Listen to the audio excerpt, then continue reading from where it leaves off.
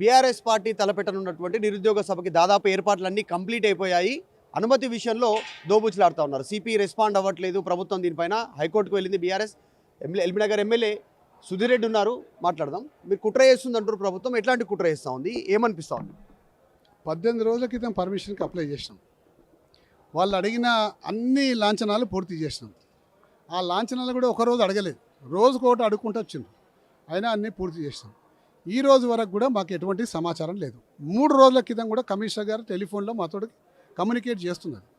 స్పష్టంగా చెప్పి నేను ఇస్తా అండి, నేను నా టేబుల్ మీకు రాగానే అని ఫస్ట్ మా టేబుల్ మీకు రాలేన్నారు. దాని తర్వాత టేబుల్ మీకు వచ్చింది, నేను అంశాలను పరిశీలిస్తున్నా, ఇస్తా అని చెప్పింది. 2 రోజుల నుంచి ఫోన్ లేవర్తలేదు. 2 డేస్ నుంచి మేము ఫోన్ చేస్తుంటుంటే ఒక ఏసీపీ గారు మాకు ఫోన్ చేసింది తిరిగి, మీరు కమిషనర్ గారికి ఫోన్ చేస్తున్నట్ట, కమిషనర్ గారు బిజీ ఉన్నారు, మీరు మీ ఫైల్ మాకు అందింది, మేము పర్మిషన్ ఇవ్వబోతున్నామని చెప్పిండు. అంటే మీ వైఖరి చూస్తుంటే మాకు నమ్మకం వస్తలేదు, మీరు ఏదో విధంగా లాస్ట్ వరకు నాంచి మీకు పర్మిషన్ లేదని చెప్పేసి దీన్ని ఇచ్చేసేట్టున్నారు. కాబట్టి మీరు ఏదో స్పష్టంగా చెప్పండి అంటే, లేదంటే మాకు ఆ ఉద్దేశం లేదు, మీరు స్పష్టంగా మీకు పర్మిషన్ ఇస్తామని చెప్పిండ్రు.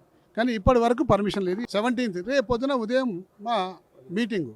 అంటే ప్రభుత్వం యొక్క తాత్సార వైఖరి మీకు అర్థమైపోయి ఉంటుంది. అంటే ఏదో విధంగా ఈ మీటింగ్ని జరగనీయకూడదు.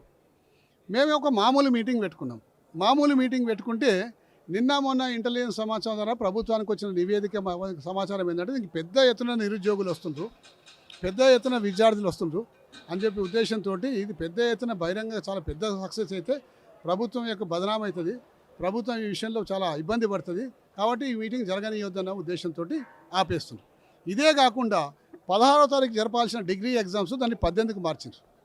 అంటే డిగ్రీ ఎగ్జామ్స్ 18 జరిగితే డిగ్రీకి సంబంధించిన విద్యార్థులు ఎవరు మీటింగ్ రారు అన్న ఉద్దేశంతో అదొక కుట్ర. అంటే ఇట్లా అనేక రకాల కుట్రలు పాల్గొని మీటింగ్ని మీరు క్యాన్సిల్ చేయించే ప్రయత్నం చేసినా కానీ నిరుద్యోగులు కానీ విద్యార్థి లోకం కానీ ఊకోరు, ఖచ్చితంగా మీకు బుద్ధి చెప్తారు. దయచేసి ప్రతిపక్షంలో ఉన్నప్పుడు రేవంత్ రెడ్డి మెయిన్ ఎజెండా నిరుద్యోగుల అంశమే. కేసీఆర్ ఉద్యోగం కూడా కొడితే మీకు 2 లక్షల ఉద్యోగాలు వస్తాయనేటువంటి స్టేట్మెంట్. ఆ రోజు నిరుద్యోగులంతా ఇంటింటికి వెళ్ళి ప్రచారం చేసి కాంగ్రెస్కి ఓటేసామని బహిరంగ చెప్తా ఉన్నారు. ఇప్పుడు రివోల్ట్ అవుతా ఉన్నారు, మేము మళ్ళీ గద్దె దించుతాము కాంగ్రెస్ అని. అదేనా భయం?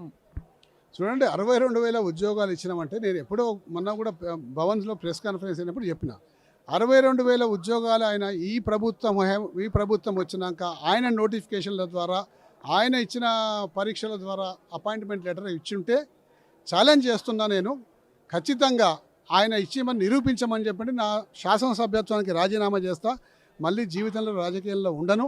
ఎందుకంటే రాజకీయాల్లో ఉన్నప్పుడు ఉన్నత విలువలు పాటించాలి. ఎప్పుడు కూడా పై స్థానంలో ఉన్న వాళ్ళు అబద్ధాలు చెప్పొద్దు. కానీ ఈ ముఖ్యమంత్రి గారు అబద్ధాలనే నిజాలుగా బల్లగుద్ది చెప్పుకుంటే ఆయన గుండె ధైర్యానికి నేను నిజంగా హ్యాట్స్ ఆఫ్ చేస్తున్నాను. తప్పనిసరిగా నాతో పాటు ఇంకో 2 శాసనసభ్యుల్ని బతిలాడుతూ వాళ్ళ గదమ పట్టుకుంటా, ముఖ్యమంత్రి గారు ఈ విధంగా చెప్తున్న తప్పుడు సమాచారాన్ని మీరు కూడా రాజీనామా చేయమని వాళ్ళని కూడా ఒప్పించే 3 శాసనసభ్యులు మేము రాజీనామా చేస్తానికి సిద్ధంగా ఉన్నాం. మీరు చేస్తారా? వాళ్ళని కూడా డిమాండ్ చేస్తున్న వాళ్ళని మేము సిద్ధంగా ఉన్నాం. కూడా ఏమంటారు? మీరు కూడా దమ్ముంటే అది నిరూపించండి, మీది కరెక్ట్ అయితే మేము రాజీనామా చేస్తాం, మాది కరెక్ట్ అయితే మీరు రాజీనామా చేయండి అని నేను ఛాలెంజ్ చేస్తున్నా. దీనికి ఒప్పుకుంటే ముఖ్యమంత్రి గారు ఎక్కడైనా మేము సిద్ధంగా ఉన్నాం. ఈరోజు కేబినెట్ సమావేశం ఉంది, సుధీర్ రెడ్డి గారు అలా నిర్ణయం తీసుకోవాలని కోరుకుంటున్నాను.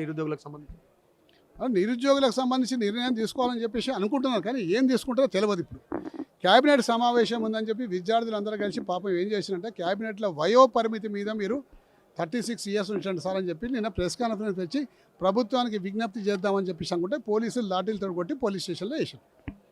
అంటే అంత క్రూరంగా ప్రవర్తిస్తున్నారు. కాబట్టి విద్యార్థి లోకాన్ని ఆ విధంగా మీరు చూడకండి, వాళ్ళేమో జంతువులు కాదు ఆ విధంగా కొడతానికి.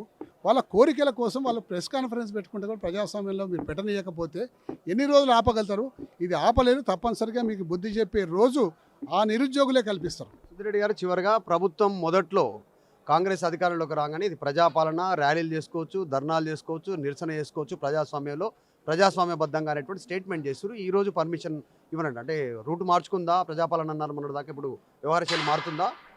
అదంతా కూడా అధికారంలో వచ్చేంత వరకే అండి. వచ్చినాకే దాని తర్వాత వాళ్ళ అలవాట్లు మారిపోయినాయి, వాళ్ళ పద్ధతులు మారిపోయినాయి, అన్నీ మారిపోయినాయి. ఈరోజు ప్రజాపాలన ఏం లేదు, పేరుకు ప్రజాపాలన అని చెప్పేసి దేనికి అనుమతి ఇవ్వకుండా నిరంకుశంగా ప్రవర్తిస్తున్నారు.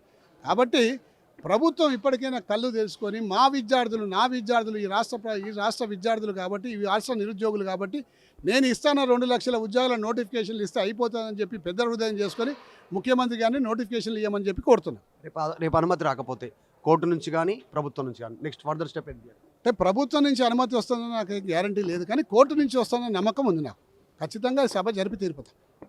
ఇది సరూర్ నగర్ స్టేడియంలో పెద్ద ఎత్తున భారీ ఏర్పాట్లు చేశారు. నిరుద్యోగ సభకు సంబంధించి వేలాదిగా నిరుద్యోగులు తరలి రావాలి. తెలంగాణ వ్యాప్తంగా ఉన్నటువంటి అన్ని జిల్లాల నుంచి నియోజకవర్గాల నుంచి ఇక్కడ నిరుద్యోగులు ఇక్కడికి రావాలి, మద్దతు తెలపాలి. వారికి సంబంధించినటువంటి విషయంలో ప్రభుత్వం నిరంకుశ వైఖరి తెలపాలి. వాళ్ళంతా కూడా ఇక్కడికి వచ్చినటువంటి స్టేట్మెంట్ చేస్తూ ఉన్నారు. సుధీర్ రెడ్డి సిపిని కలిశారు, అనేక అనుమతులు ఇచ్చాం, అన్ని లెటర్లు అడిగారు, ఇచ్చాం.